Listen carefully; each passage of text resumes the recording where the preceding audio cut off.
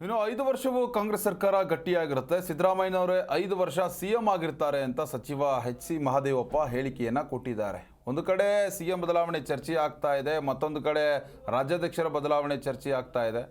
ಹೀಗಾಗಿ ಸಿಎಂ ಆಪ್ತರು ತಮ್ಮ ಹೇಳಿಕೆಗಳನ್ನು ಕೊಡಬೇಕಲ್ಲ, ಆ ಧಾಟಿಯಲ್ಲಿ ಈಗ ಎಚ್.ಸಿ. ಮಹದೇವಪ್ಪ ಮೈಸೂರಲ್ಲಿ ಮಾತನಾಡಿರುವಂಥದ್ದು. ಸಿಎಂ ಕುರ್ಚಿಗಾಗಿ ಯಾವುದೇ ರೀತಿಯ ರೇಸ್ ನಡೀತಾ ಇಲ್ಲ.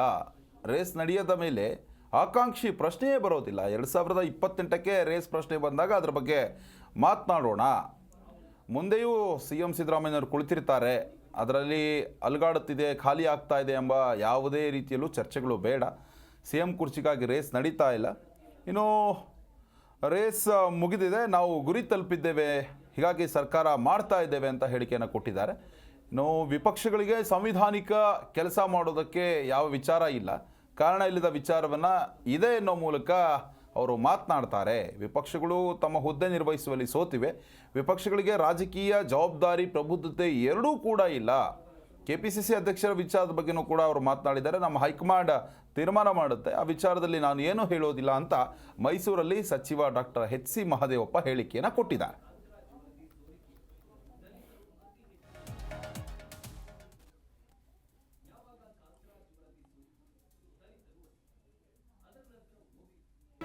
ಜಿ ಕನ್ನಡ ನ್ಯೂಸ್ ಈಗ ನಿಮ್ಮ ಮನೆಯಲ್ಲೇ ನೋಡಿ. ಎಲ್ಲ ಕೇಬಲ್ಗಳಲ್ಲಿ ಈಗ ಲಭ್ಯ.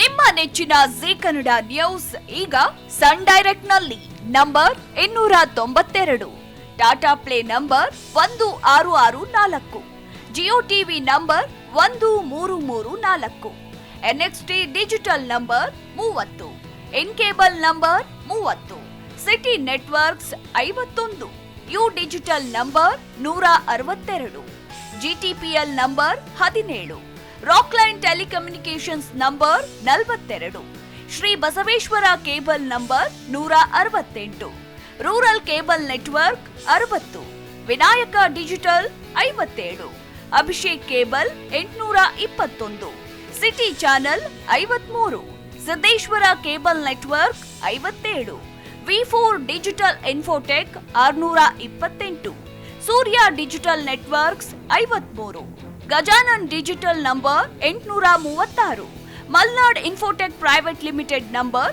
56, Metrocast number 830, Victory Digital number 167ರಲ್ಲಿ ನೋಡಿ ಆನಂದಿಸಿ.